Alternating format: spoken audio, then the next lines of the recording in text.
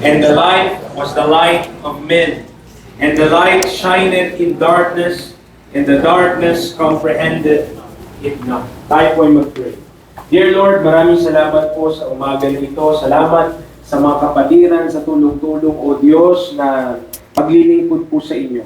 Salamat po sa gifts and talents na pinrovide nyo sa inyong mga anak, maging sa mga bata na tumugtog, hanggang sa choir na umawit, maging sa nagbigay ng mga tanging bilang, at sa moderator, song leader, lahat po naging kabahagi ng service po na ito. Father, help us to learn na lahat po kami may part. If we are part of the body of Christ, we have a contribution to this thing, maging sa mga tao na nag-provide ng mga pangailangan dito sa church. Salamat po sa lahat.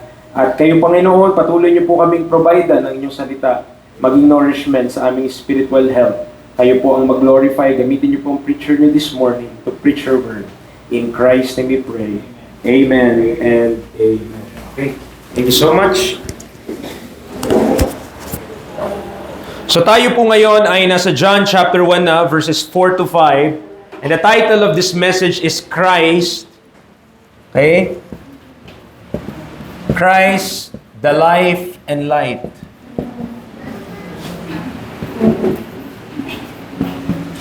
Christ, the life and light.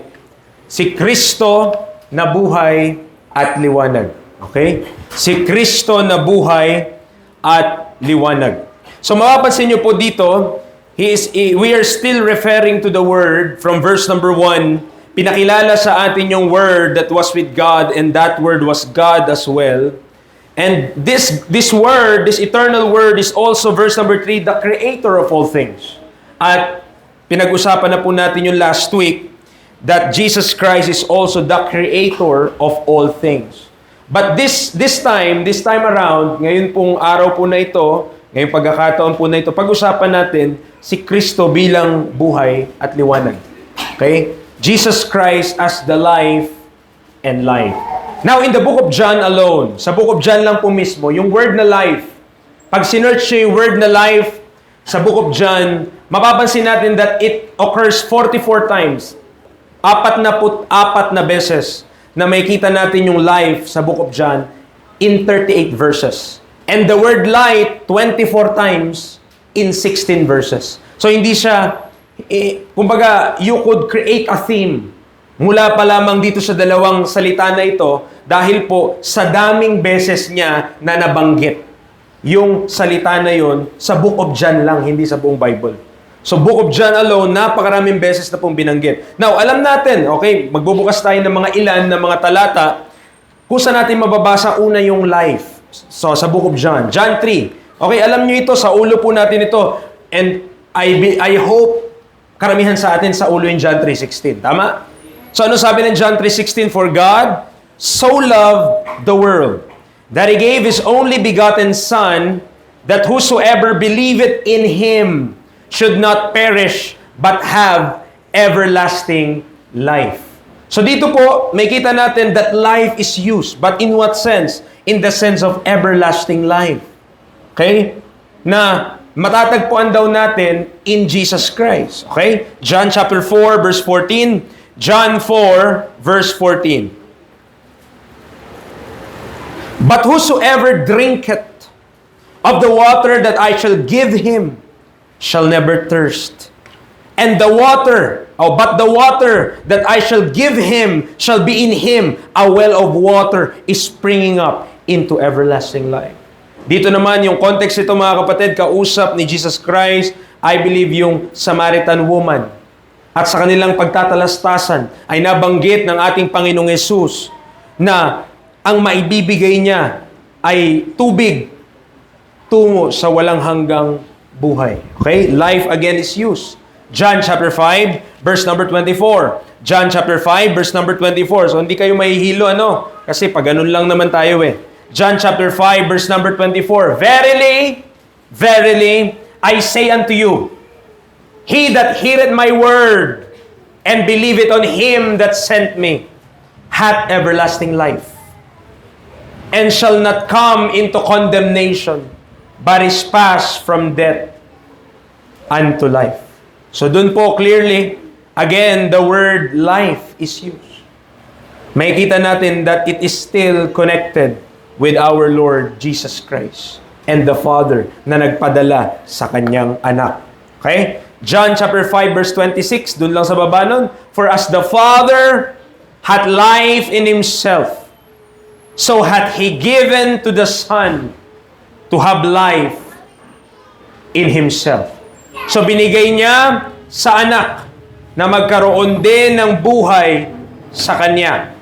Okay? So yun po yung sa verse number 26. Now, verse 39 of the same chapter, John chapter 5. Verse 39, search the Scriptures, for in them ye think ye have eternal life, and they are they which testify of me. So clearly, mga kaibigan, mga kapatid, verse 39, again, the word life is mentioned. And it is connected to eternal life na matatagpuan mo daw sa Scriptures. Okay, nandiyan pa po tayo? So, hindi tayo pwedeng lumabas sa Scriptures. Hindi tayo pwedeng lumabas. So, nilakasan ko to kaya medyo siguro nag-feedback. Hindi tayo pwede pong lumabas sa Scriptures, mga kapatid, sabagat nandito yung eternal life. When you go outside of the Scriptures, wala ka ng absolute authority, wala ka ng basehan ng truth. Okay? Hindi na tayo, kahit sino na lang tama. So, hindi pwede yun. Relativism yun. Okay? John chapter 6. John chapter 6 verse 35.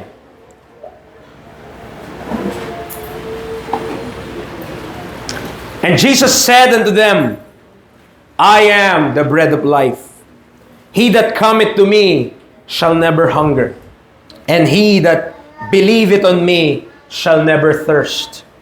Okay? So, dito, ginamit naman ni Jesus Christ yung terminology na bread. Okay? Na siya yung bread of life. On one occasion, nung kausap ng ating Panginoong Jesucristo ang dyablo, si Satan, ang sabi niya sa dyablo, man shall not live by bread alone, but by every word that proceeded out of the mouth of God. And Jesus Christ, as the eternal word, sabi niya, I am the bread of life. Okay? Sabihin, apart from Him, mga kapatid, kung makuha man natin lahat sa mundo, but we miss Christ, we miss everything. We miss everything. John chapter 10 verse 11. John chapter 10 verse number 11. Again, another mention of the word life in the book of John. Ano sabi ng Bible? John 10:11. I am the good shepherd. The good shepherd giveth his life for the sheep. The good shepherd giveth his life for the sheep. So life here, again, is mentioned. But in what context? Yung buhay ng shepherd, yung buhay ng pastol, ang sabi niya, ang mabuting pastol, ibinibigay ang kanyang buhay para sa tupa. Okay, that context. John 11:25. John 11:25. Jesus said unto her, I am the resurrection and the life. He that believeth in me, though he were dead, yet shall he live. Siya na maniniwala sa akin, kahit pa'y siya'y patay, siya'y mabubuhay. Because Jesus Christ is the resurrection and the life. John 14:6, alam ko, ito rin, alam natin, and Jesus saith unto him, I am the way, the truth, and the life. No man cometh unto the Father, but by me. So siya ang daan, siya ang katotohanan, at siya ang buhay. John 17 verse 3. And this is life eternal, that they might know thee, the only true God, and Jesus Christ, whom thou hast sent. So from those passages, kumuha lang tayo ng ibang mga talata that the word life is mentioned. Pero dun makikita po natin evidently and authoritatively, mga kaibigan, mga kapatid, that Jesus Christ is life. When you have Christ, you have life. Without Christ, you don't have life. So, yung word na light naman, balik tayo umpisa ulit, John 1, doon naman sa word na light, how it is used. In John chapter 1, verse number 9, hindi natin babanggisin yung ating pong talata, dahil yung ating talata ay i-deal natin later on. But dito po ay yung mga mention ng light sa Word of God, especially in Book of John. In John chapter 1 verse number 9, sabi ng Bible, that was the true light.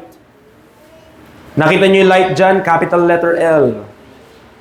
A title of the Lord Jesus Christ, which lighteth every man that cometh into the world. In John 3, dun na naman sa talata na yun, verse 19. John 3:19, and this is the condemnation, that light is come into the world, and men love darkness rather than light, because their deeds were evil. So bakit minahal? Bakit minahal ng tao ang kadiliman? Sapagkat ang kanilang mga gawa ay masama. Their deeds were evil. John 8:12. John chapter 8 verse number 12, another mention of the word light. John 8:12, then spake Jesus again unto them, saying, I am the light of the world. He that followeth me shall not walk in darkness, but shall have the light of life. Amen. John 9 verse 5. John 9 verse 5, as long as I am in the world, I am the light of the world. No? I am the light of the world. John 12:36, dalawa na lamang po dito sa introduction. John 12 verse number 36. Okay? John chapter 12 verse number 36. While ye have light, believe in the light, that ye may be the children of light. These things spake Jesus, and departed, and did hide himself from them. And verse 46 ng chapter 12, I am come a light into the world, that whosoever believeth on me should not abide in darkness. So walang question po mga kapatid, it is without question that our Lord Jesus Christ is both life and light. Parehas yon, yung description na ito, that our Lord Jesus Christ is life and our Lord Jesus Christ is light. No question. How many times sinabi niya, I am life, I am the resurrection and the life, and how many times He also said, I am the light of the world. So it is just fitting na ang ititle natin sa mensahe na to ay Christ, the life and light. But let's look at our passage. Balik tayo sa John chapter 1. At simulan po natin ito, John chapter 1. At pagdating mo ng verse number 4, we could see here clearly yung statement made by John even in the opening verses of his book. Ang sabi niya, in Him was life. In Him was life. May kita po natin doon, number 1, is the location of life. Saan mo matatagpuan? Saan mo matatagpuan? Saan nakalagay ang buhay? Where will you locate yung buhay? Ano sabi ng Bible? In Him was life. The location, yung pwesto, yung lugar, kung saan mo mapupuntahan, kung saan manggagaling mga kaibigan, mga kapatid, the location of life. Maliwanag yung statement, in Him. In Christ. In the Lord Jesus Christ was life. Diba? Ang clear, maliwanag naman po. Tama? Saan mo makikita? Saan mo mapupuntahan? Saan matatagpuan yung buhay? In Him was life. So, natignan na natin yung ibang mga talata regarding to Christ, na siya yung buhay at yung koneksyon ng buhay sa ating Panginoong Yesus. Now, yung ating nakaraang pag-aaral ay makatutulong sa atin para mas maintindihan natin itong pinag-aaralan po natin ngayon. Now, is it a shock? Ibig sabihin, malayo bang maintindihan o mahirap bang intindihin na bilang lumikha ng lahat ng bagay, nanggaling din sa Kanya ang buhay? Dahil clearly, kung si Kristo yung lumikha ng lahat ng bagay, and He is, in verse number 3, all things were made by Him, amen? Lahat ng bagay ay nilikha niya. Tama po ba? Sa pamagitan niya. So kung siya yung lumikha ng lahat ng bagay, then saan galing ang buhay? Sa Kanya rin. All things were made by Him. Amen. Ngayon, we must distinguish between the two. Lahat tayo dito, masabi natin buhay tayo. Kasi humihinga tayo eh. Tama? So we could say that lahat naman ng tao may buhay eh. But in what sense?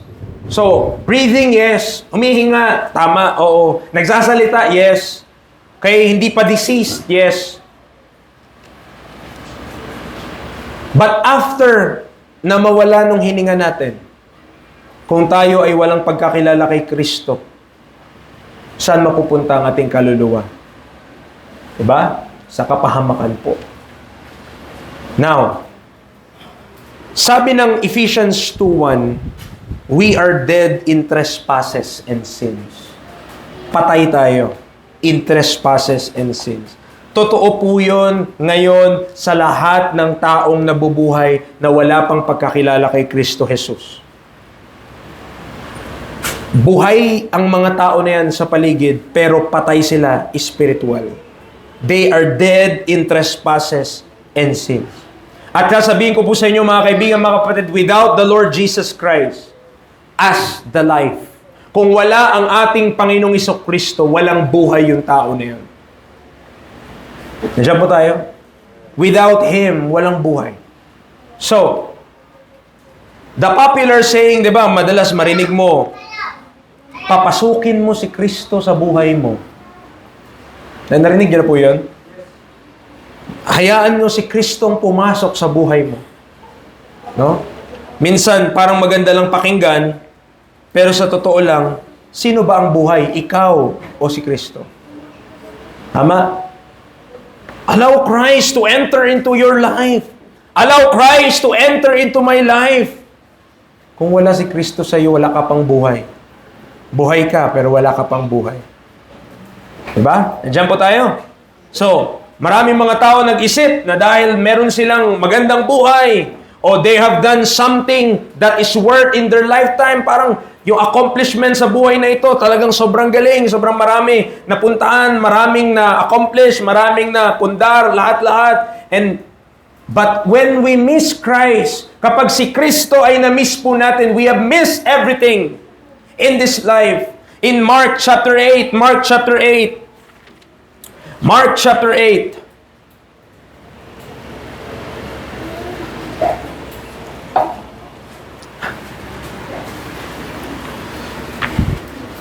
Mark chapter 8, verse number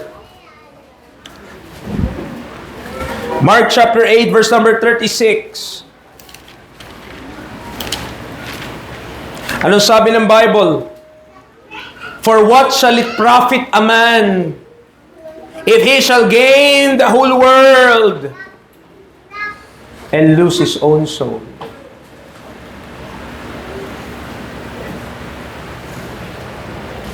Ano daw may papakinabang? Anong pakinabang ang meron ng tao? Kumakamtan niya lahat ng bagay dito sa mundo at maiwala ang kanyang sariling kaluluwa.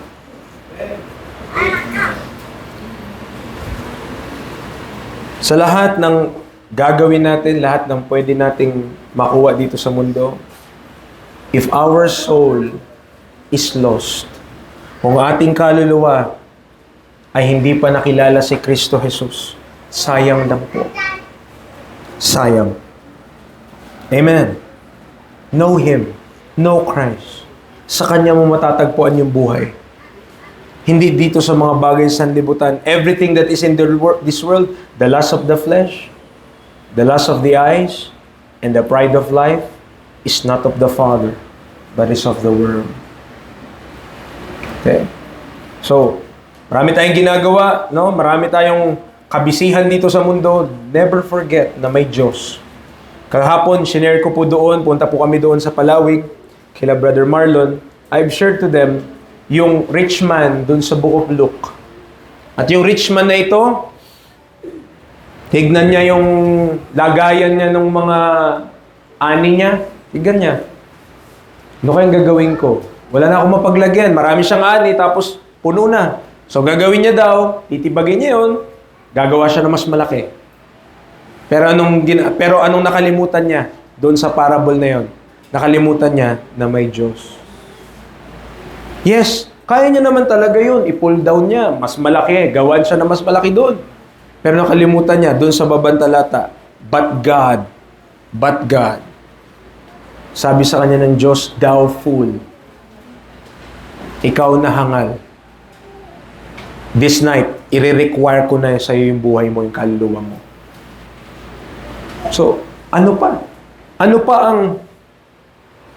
pang manggagawa niya kung tapos na ang kanyang buhay? Wala na. Tama? And many of us, kung meron pa po sa atin hanggang ngayon, hindi pa tayo nanampalataya kay Kristo Jesus, huwag tayo makipagsugal sa Diyos. Huwag natin ipagsugal yung ating kaluluwa na hindi. Naiintindihan naman ako ng Diyos. Saka na. Diba? Hindi natin alam kung kailan po yan. Pero salamat kung tayo sumampalataya na kay Kristo Jesus, we have life. Because in Him was life. Ba? Clearly? John 11. Punta tayo. John chapter 11. John chapter 11. Dito, binasa na natin to kanina. Anong sabi? Verse number 25. John chapter 11, 25. Jesus said unto her, sinabi niya kay Martha, I am the resurrection and the life. He that believeth in me, though he were dead, yet shall he live. Siyempre si Martha, mga kapatid, the context being dito sa John chapter 11, buong pagkakaakala at buong pagkakaalam ni Martha, late na si Jesus Christ. Tignan nyo, verse 21. Kaya late na eh. Sabi niya, then said Martha unto Jesus, Lord, if thou hadst been here, my brother had not died. Kung nandito ka lang si Lazarus na kapatid ko, hindi pa namamatay. Verse number 22, but I know that even now, whatsoever thou wilt ask of God, may faith pa rin siya. God will give it thee. Jesus said unto her, tingnan niyo yung sinabi ni Jesus Christ, ha? Thy brother shall rise again. Sabi ni Jesus Christ sa kanya, yung kapatid mo, babangon ulit. Tingnan mo yung sinabi ni Martha sa verse 24. Tinuruan niya pa ang Panginoong Hesus eh. Anong tinuro niya? Martha said unto him, I know that he shall rise again in the resurrection at the last day. So sinasabi na kanya ng Panginoon Hesus, Martha, babangon ulit si Lazarus. Sabi ni Martha, Lord, alam ko mababangon siya doon sa huling araw. Kasi may resurrection at the last day, bubuhayin talaga ng Diyos eh. Okay? Remember this mga kapatid ha, kahit po unbeliever, bubuhayin ng Diyos. But, that judgment will determine kung ang everlasting niya, everlasting life or everlasting condemnation. But, God will raise it at the last day. Now, ang nire-refer ni Martha doon sa time na yon, yung time na yon in the future. In the future, magbubuhay na magmuli ang Diyos ng mga tao. Sabi niya, alam ko naman, Panginoon, na bubuhayin mo eh. Pero doon pa. Ang di maintindihan ni Martha, na yung kausap niya mismo, si Jesus Christ, is the resurrection and the life. At ipapakita sa kanya, hindi natin kailangan pumunta sa future para mabuhay yung kapatid mo. And in this instance, mga kapatid, makikita nyo rin dito kung gaano kamahal ni Jesus Christ si Lazarus. Just 11:35, di ba? Marami sa atin sa ulo yan eh. Kasi napakahaba ng verse na yan. John 11:35, Jesus wept. Ganon kahaba yung verse na yan. So, marami sa atin yun ang sa ulo natin. But nakita nila sa verse 36, behold how He loved him. Pero dito po sa talata na to, makikita natin that even though Lazarus has been dead, verse 43, and when he thus had spoken, he cried with a loud voice, Lazarus, come forth. And he that was dead came forth, bound hand and foot with grave clothes, and his face was bound about with a napkin. Jesus said unto them, loose him and let him go. Sa mga bata, kung kayo makakita ng ganon, tatakbo kayo siguro. Isipin nyo, pinaglalamayan na natin dito 3 days. Nandito yung kabaong mo, 3 days, pinaglalamayan mo. Tapos si Jesus Christ dumating, come forth! tapos bumangon, bay siguro kahit cellphone nyo, iPhone, mahulog yun. No? Sa takot. But our Lord Jesus Christ has that power. Kasi siya ang buhay eh. Naintindihan niyo po? May kapangyarihan siyang bumuhay kasi siya naman in the first place ang buhay at sa kanya matatagpuan ang buhay. 1 John chapter 5 verse 12. 1 John chapter 5 verse number 12.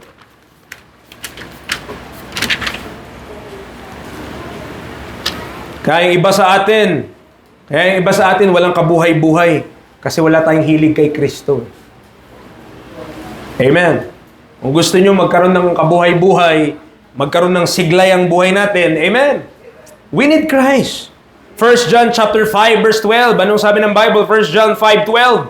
He that hath the Son hath life, and he that hath not the Son of God hath not life. Kung nasa sayo si Kristo, may buhay ka. Kung wala sayo si Kristo, wala kang buhay. Anong tawag namin sayo? Walking dead. Zombie. Bakit? Buhay na patay ka eh. Tama? Maraming mga tao ngayon, zombie. Kasi lumalakad sila pero patay. Pero kung makilala lang nila si Kristo na ating ipinangaral, they could be made alive. Amen.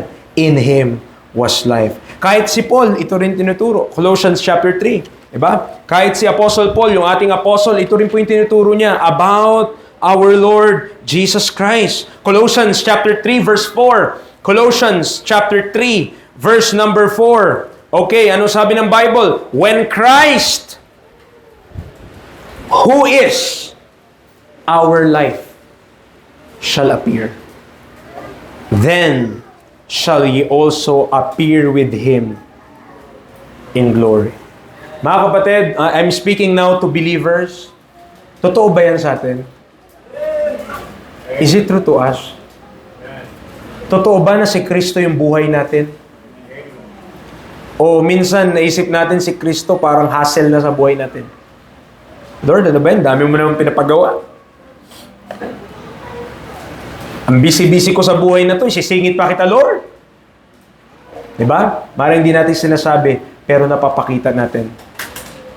That sometimes, parang si Kristo kasi, parang sa atin, naging subject lang siya. Alam mo yun? Parang sa kalendaryo natin, kung meron kang kalendaryo ng buong linggo, kung meron kayong kalendaryo buong taon, di ba yung mga may kalendaryo po, yung bigay ni Mayor, sa bigay ni Gob. So, yung mga kalendaryo na yun, minsan naglalagay ka doon ng mga event. Kung anong gagawin mo sa araw na yun. Minsan si Kristo, event lang sa atin. Ay, Sunday, Kristo yan. Ay, Monday, sa akin yan. Tuesday, sa akin yan. Pero pag naintindihan natin, Christ is our life.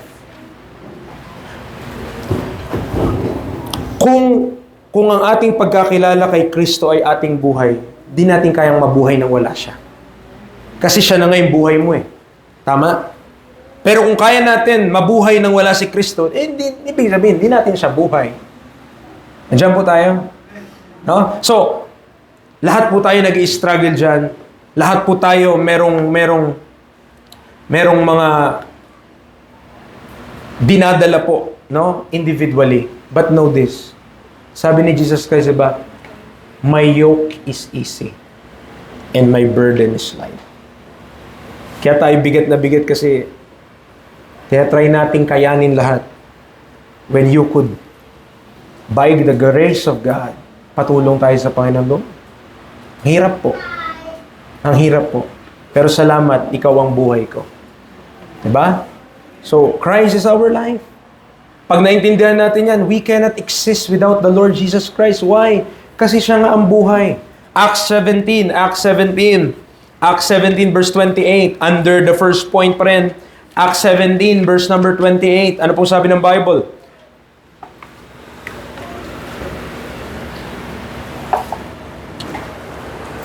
For in Him we live and move and have our being, as certain also of your own poets have said, for we are all His offspring.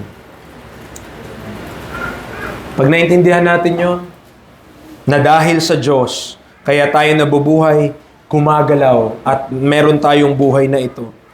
Amen. Dapat lang tayo magpasalamat sa Kanya. Dapat lang tayong magpuri sa Kanya.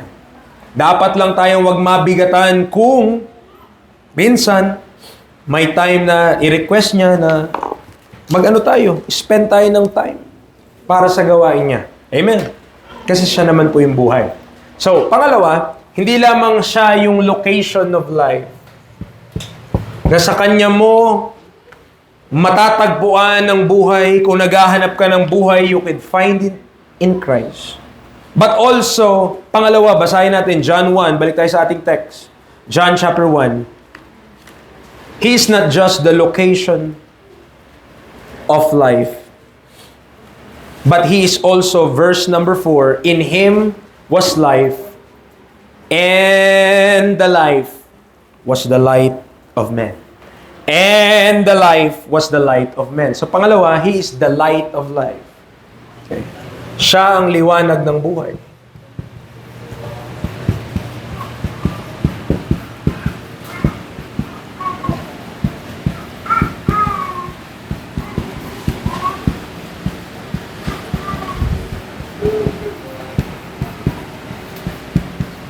Diba? Nasabi ng text, at ang buhay ang liwanag ng lahat o ang liwanag ng tao.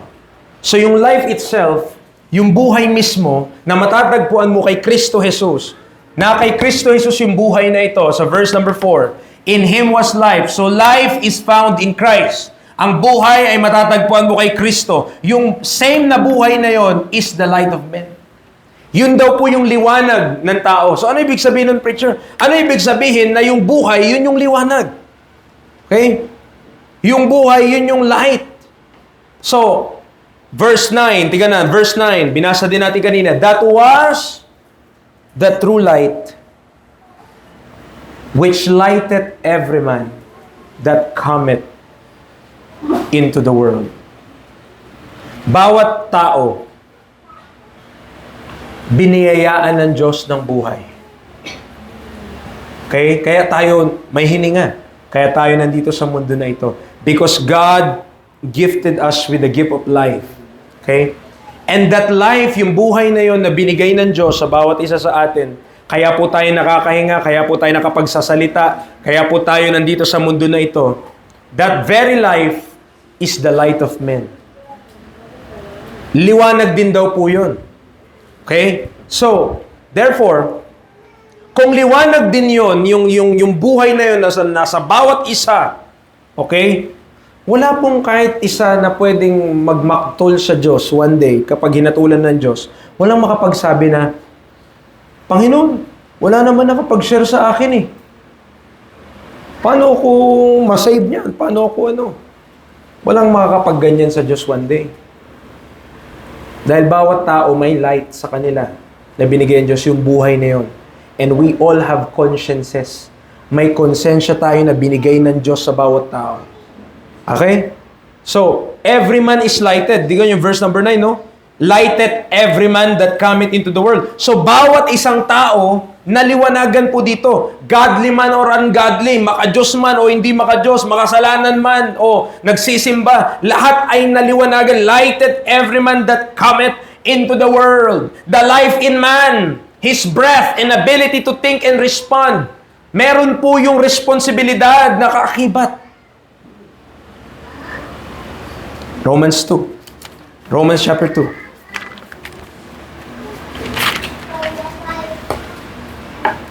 Romans chapter 2, verse 14. Tignan nyo po verse 14 to 15. Romans chapter 2, verses 14 to 15. For when the Gentiles, tayo yun, tama? Sino po dito Hudyo?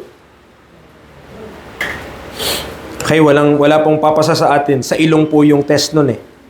So, for when the Gentiles which have not the law, do by nature the things contained in the law, this having not the law, are a law unto themselves, which show the work of the law written in their hearts, their conscience also bearing witness, and their thoughts the mean, while accusing or else excusing one another. Yes, ang Gentiles, we could argue, na lumayo sila sa Diyos. Minahal nila yung kanilang mga kasalanan, kaya napalayo sila sa Diyos. Okay? Pero tandaan po natin na meron pa rin sa heart nila na conscience, mga kapatid. Meron pa rin conscience sa tao na makapagsabi what is right and what is wrong. Though, pwede naman pong mabali yun eh. Ibig sabihin, pwedeng ma-sear with the hot iron. Ang konsensya po ng tao, pwede po niyang turuan na paniwalaan ang kasinungalingan. Okay? Pwedeng ang konsensya ng tao ma-deceive. Kumbaga, na akala natin, tama pa rin yung ginagawa natin, pero hindi, tama lang yan, okay lang naman yan. Pero, in the first place, yung conscience natin, kinondemn na tayo kasi mali naman yung ginagawa natin. So, Ephesians chapter 2. Ephesians chapter 2, ito po yung state ng Gentiles. Okay? Ephesians chapter 2, verse 11 and 12. Ephesians chapter 2, verse 11 and 12.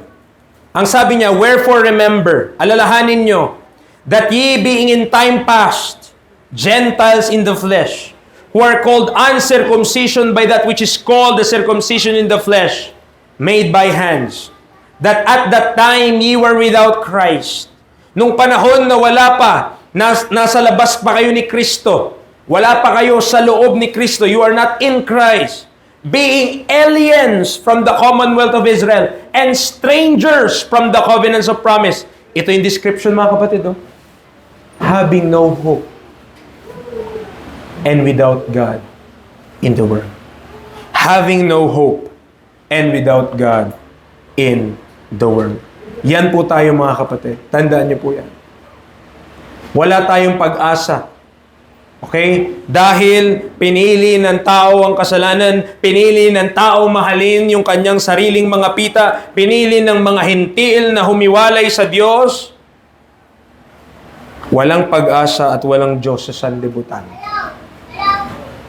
Pero, salamat, kasi kahit, ito po isipin nyo lang po ito, kahit ang tao hindi naging mabuti sa Diyos, gumawa siya sa mga Diyos-Diyosan niya eh.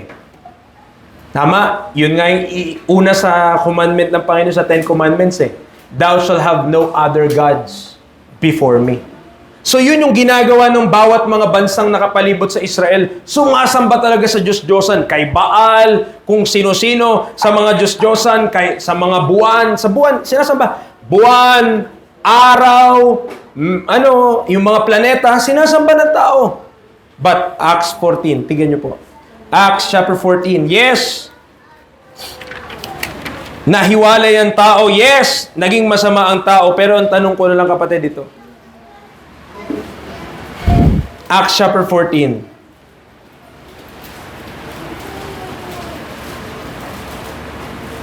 Kahit naging bastos ang tao sa Diyos,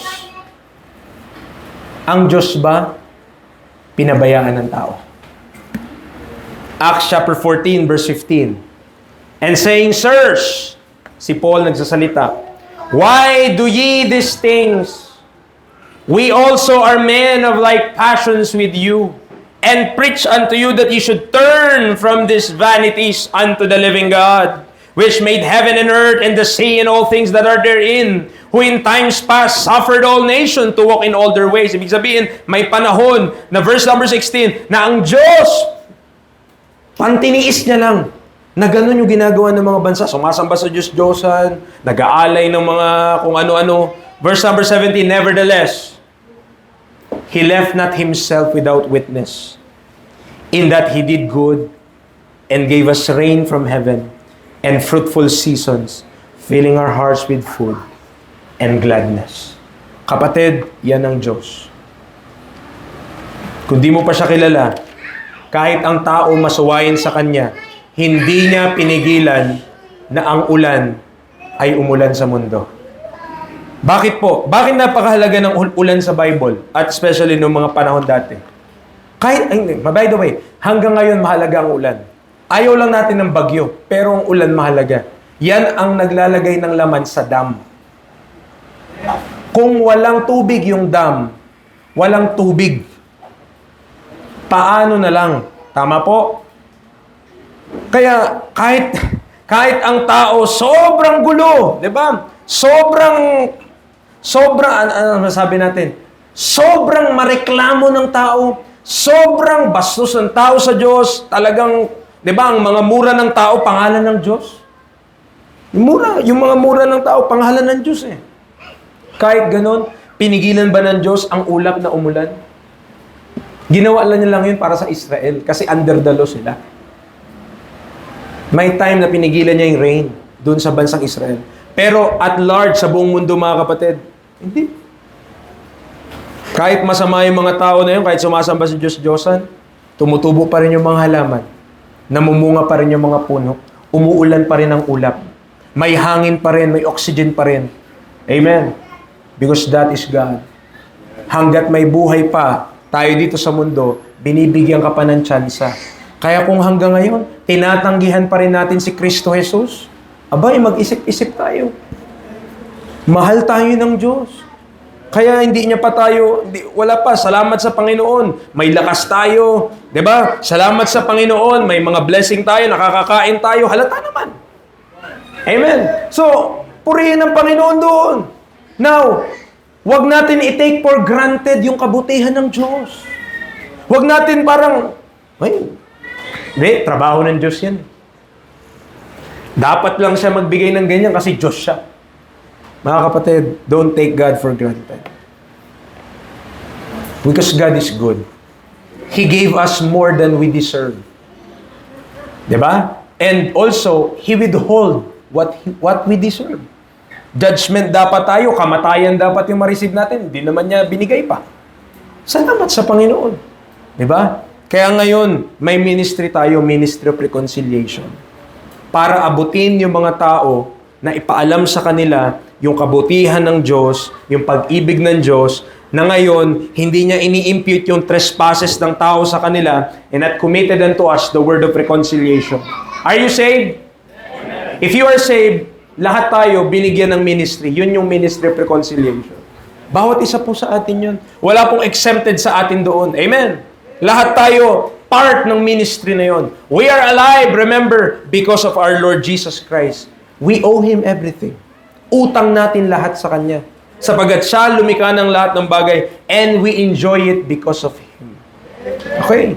So maliwanag dapat sa atin yun. Siya rin yung, kung hindi lamang siya yung lokasyon ng buhay, sa Kanya mo matatagpuan yung buhay, kundi yung liwanag, mga kapatid, siya rin. That life that He will give, that life that is in Him, is the light of men. At kung napasa atin yun, salamat sa Panginoon. Una, nung pinanganak tayo, may buhay na tayo. Pero because of sin, we are dead in trespasses and sin. Pero salamat, nung gospel, yung gospel, liwanag din, di ba? Oh, so number 3 na tayo. In Him was life, and the life was the light of men. And the light shineth in darkness. Tama ba yung preposition? Tama po ba o from? Light shineth from darkness o in? In, okay? So the light shineth in darkness. So yun yung luminosity of the light. The luminosity of light, okay?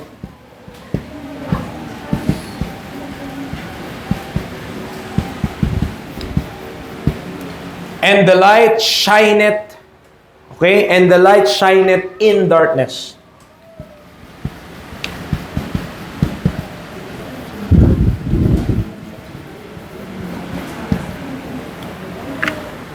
Ibig sabihin ng luminosity,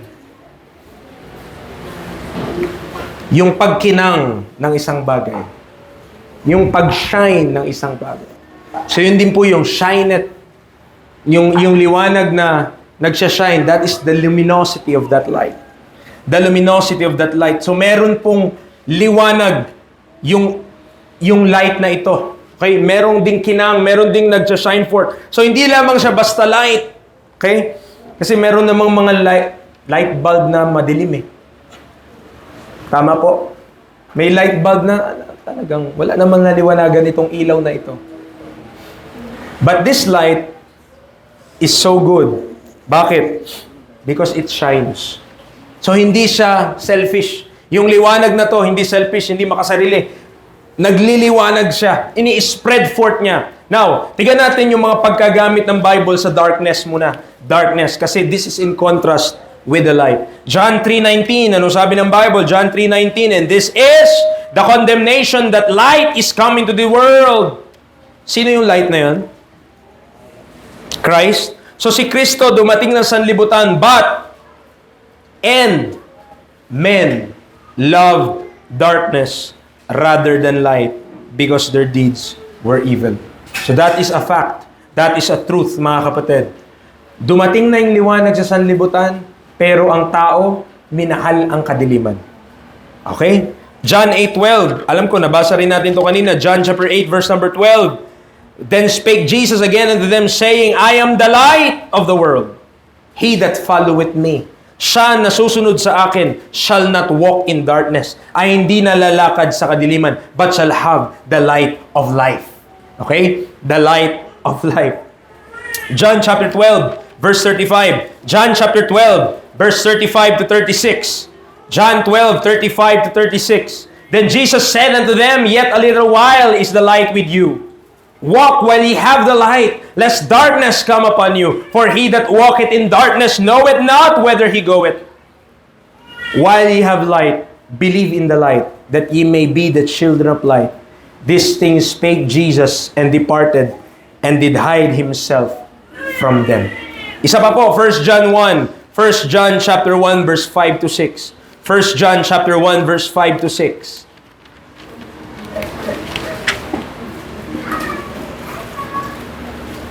This then is the message which we have heard of Him. Ito daw yung mensahe na narinig natin mula sa Kanya.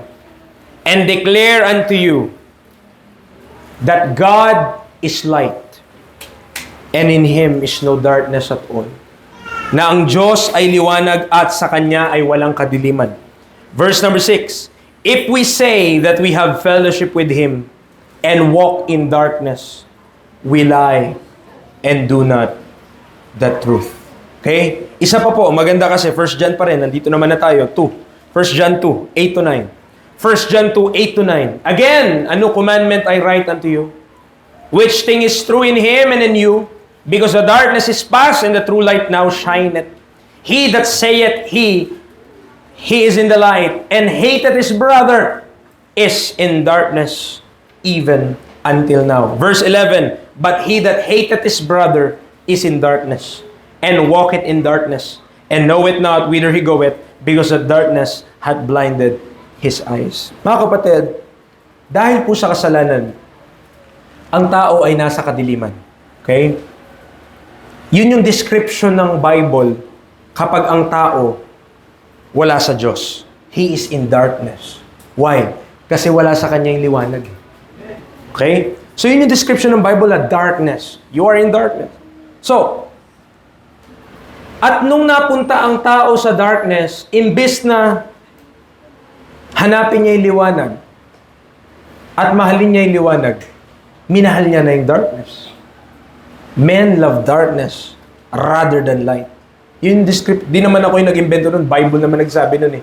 Minahal ng tao ang kadiliman imbis na ang liwanag. Okay? So, even though this world is in darkness, ang maganda po doon, isa pong bagay comforting sa ating hearts po. Kahit gaano kadilim, kahit gaano maging masama itong mundo na ito. Kahit ano pang, di ba, hindi ko po alam kung aware kayo, but may material na kapag pinintura mo siya, sobrang itim. At yung material na yun na sobrang itim, ina-absorb niya talagang liwanag. Sobrang itim naman talaga. No? Talagang ang itim-itim niya pag pinintura mo yung bagay na yun. But isang bagay na comfort sa aking heart, salamat na si Kristo, yung liwanag niya, hindi niya wini-withhold sa tao. Bakit po? Kasi kahit kaano kadilim ang isang lugar, nyari, kuweba, kahit ano yan, kahit gaano kadilim, lagyan mo lang yan ng napakaliit na butas, napapasok ang liwanag, maliliwanagan na yung lugar na yun. Ano ibig sabihin mo, preacher?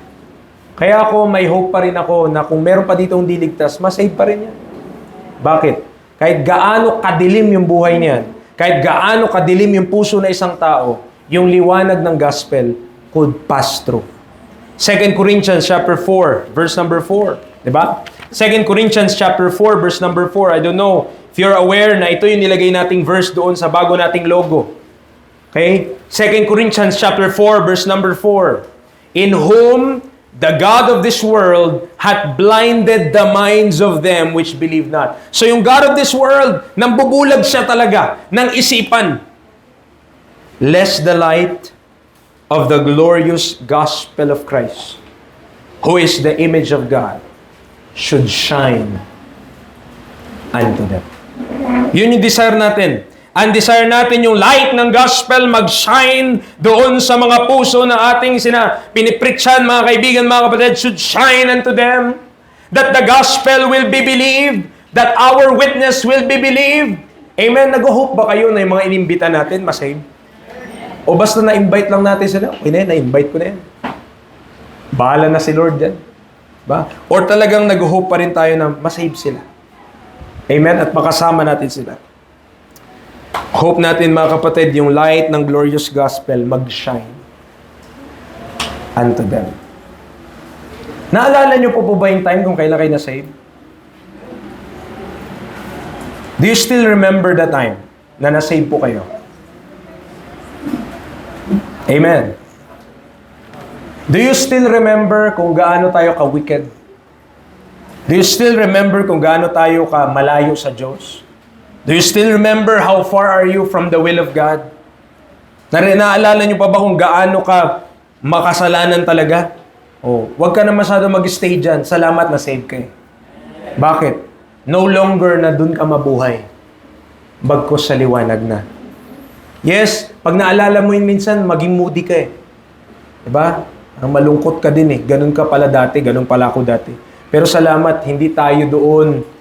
Hindi tayo niligtas ng Panginoon para mag-dwell in those darkness. Niligtas siya tayo to dwell in the light. So, niligtas tayo ng Panginoon. Bawa, nasa kuweba tayo, nasa madilim tayong kuweba. Niliwanagan tayo ng gospel para lumabas ka doon. Hindi. Sige Lord, pakiliwanagan mo pa konti para masaya na dito sa kadiliman na to. Diba? Lagyan mo lang ng konting liwanag to, okay na. Hindi po. Kaya tayo sinave ng Panginoon not to stay in the darkness, but to dwell in the light. Okay? Doon po tayo niligtas ng Panginoon, mga kapatid. Okay? So, Philippians 2:15, Philippians chapter 2, verse 15, maliwanag yung calling natin. Anong tawag natin sa church natin? Anong tawag sa church natin? Yung iba, madudulas pa sa inyo. Immaculate Conception daw. Philippians chapter 2, verse number 15. Okay, anong sabi ng Bible? That ye may be blameless and harmless, the sons of God, without rebuke in the midst of a crooked and perverse nation, among whom ye shine as lights in the world. Kapatid, nandito tayo sa mundo na crooked and perverse. Nandito tayo sa bansa, mga kapatid, baka sabihin natin, Paul, bakit mo alam yung sitwasyon ng Pilipinas? Hindi ka pa naman nabuhay ngayon. Nabuhay ka ng panahon ng mga Romano. Pero bakit yung pagkasulat mo dito? In the midst of a crooked and perverse nation. Paul, nabuhay ka na ba sa Pilipinas? Kahit po dati pa ganun na po. Amen. Hindi na bagong tugtugin ng isang bansa, crooked and perverse. Okay, huwag na kayong masyak. Ay, bakit corrupt? Bakit ganyan? Dati pa yan. Simula pa ang tao na punta sa kasalanan. Anong aasahan mo sa tao na makasalanan? Righteous ang judgment? Righteous ang pamamalakad? Righteous ang mga pamamaraan sa syudad? Hindi po. Of course, you expect them. They are sinners. And therefore, ang kanilang action will be sinful. Amen. Kaya huwag tayo mag-expect too much sa mga gobyerno natin. Huwag lang mag-expect too much. Saktuhan lang. Kung makapagbigay ng bigas, thank you. Pag wala, okay lang din. Bakit? Expect mo, unbeliever . Kaya nga dapat ipag-pray natin sila para ma-save din sila. Amen. Pag-pray din natin. Huwag mong isipin na dahil mayor siya, na dahil gobernador siya, na dahil congressman siya, save siya. Baka ang isip natin, Save na yan. Save na yan siguro. Dami na natulungan yan. Sa dami natulungan yan, di pa ba yan save? Pa yung kaligtasan natin, works-based? Hindi yan works-based, ha? Amen. It is Christ and Him alone. Si Kristo lang. Kaya kahit ano pa siya, ano bang estado niya sa lipunan, kahit sino pa siya, kailangan niya si Kristo. At nasa sayo yung kailangan niya. Shine as lights in the world. We are God's representative dito sa mundo na to. Lastly, mga kapatid. Last point. Preacher, pag nag-preach ka dati, 3 point lang. Bakit bawal mag-4? And the light shineth in darkness, and the darkness comprehended it not. Lastly, gusto ko ipakita sa inyo, the limitation of the light. The limitation of light. Nakita natin yung luminosity, na kahit gaano kadilim yung puso, kahit gaano kasama yung isang tao. Tandaan nyo po kung meron pa sa inyo nag-iisip, Preacher, pwede bang masave yung tao na nakapatay ng 10 tao? Yung marami ba? Talagang kriminal. Kaya pa bang masave yun? Kung ang pagkaintindi mo sa kaligtasan ng Panginoon, ang nililigtas lang yung mababait, maling doktrina ang nasagap mo. Bakit? Ang nililigtas talaga ng Panginoon, yung masasama eh. Amen. Kaya niya, ibig sabihin lang, kaya niya iligtas kahit sino ngayon. Walang exempted, mga kapatid. So the limitation of the light and the darkness comprehended it not. Ito na po yung panghuli. Okay?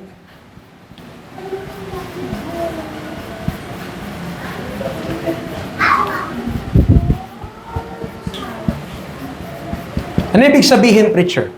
Ano ibig sabihin that the light has limitation? Ano ibig sabihin na may limit?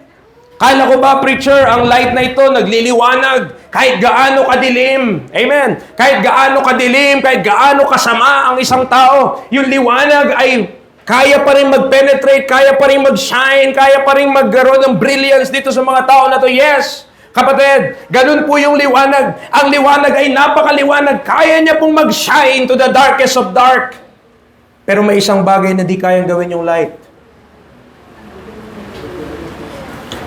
Ang isang taong makasalanan, kahit flashlightan mo ng sobrang lakas ng gospel, kung ayaw niyang maniwala dun sa liwanag na yun, hindi mo siya maaalis sa darkness na yun. The light's job, ang trabaho ng liwanag, maliwanagan siya. Hindi trabaho ng liwanag, di ba? Ipakita sa kanya yung daan. Ipakita sa kanya si Kristo. Ipakita sa kanya na kailangan niya yung kaligtasan. Ipakita sa kanya na ito yung buhay, ito ang ating Panginoong Jesus, ito yung life, this is Jesus Christ. What do you need? Ano pang mas kakailanganin mo dito?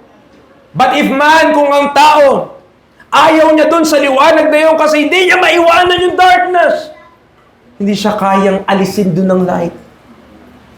Nandyan po tayo. I'm not saying na ang light mahina, hindi po. Sobrang galing ng liwanag, kaya nga kahit gaano kadilim kayang pasukin ng light ng gospel That's the glorious light of the, di ba? Yung light ng glorious gospel should shine unto them. Kaya po yun ng light. But the limitation of this light, tignan niyo po yung sabi ni John, the darkness comprehended it not. Even though this light is so shining, hindi pa rin maintindihan ng darkness si liwanag. Our previous points have established the glory of that life and light found in our Lord Jesus Christ.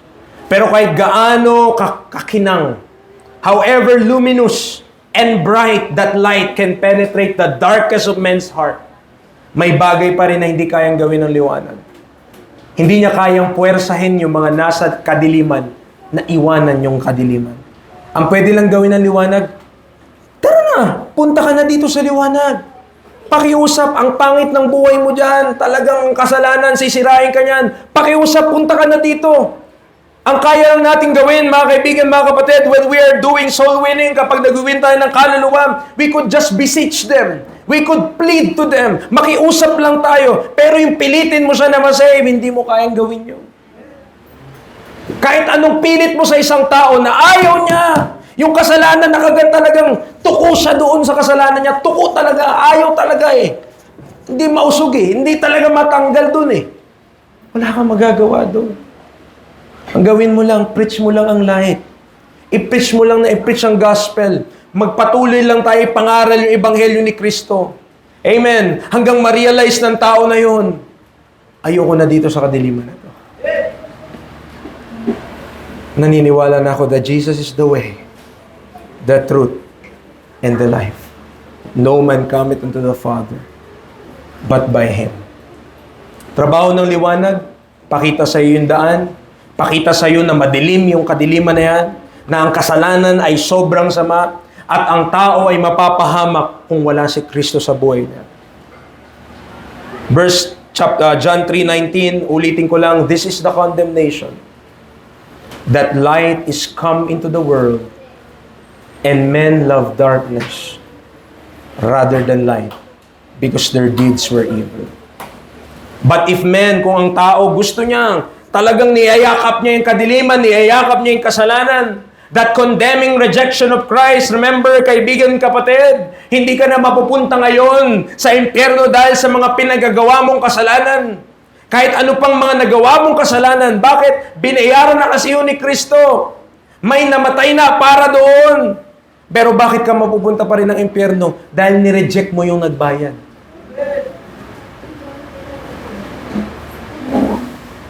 Nireject natin. Bakit natin nire-reject yun? Tayo po na mga ambassadors for Christ, wag po tayong tumigil na ipangaral yung ebanghelyo. Umaasa na isang araw ng isang makasalanan ay mahanap niya rin yung liwanag na mas maganda kaysa sa kadiliman na nasa saan siya. Mga young people, huwag kayong mainggit dun sa mga kaklase nyo. Huwag kayong mainggit dun sa mga barkada nyo na pinoportray nila sa sanlibutan yung mga kasalanan nila. Tuwan-tuwa pa sila. Huwag kang mainggit dun. May liwanag na nasa sayo na kailangan nila. Isipin mo, nasa liwanag ka na, nainggit ka pa dun sa kadiliman. Diba? Tama ba? Diyan ba tayo? Kaya tayo mga nasa liwanag, gusto rin natin mag-TikTok eh. Kaya tayo mga nasa liwanag, gusto rin natin sumikat. Kaya tayo mga nasa liwanag, gusto din natin yung mga ganyan. Bakit? Dahil nainggit ka sa kadiliman?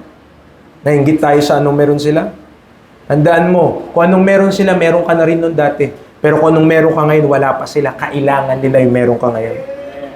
Kailangan nila yung liwanag na yan na kay Kristo Jesus. Tayo po'y manalangin. Lord, thank you.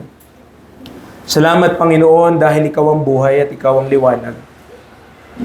Nawa, kung meron pa pong tao ngayon dito na hanggang ngayon nasa kadiliman at hindi pa po nila maiwanan, mabitawan yung kadiliman, talagang yung grip ng darkness in their lives and sin have so limited them to believe that light, to believe that gospel.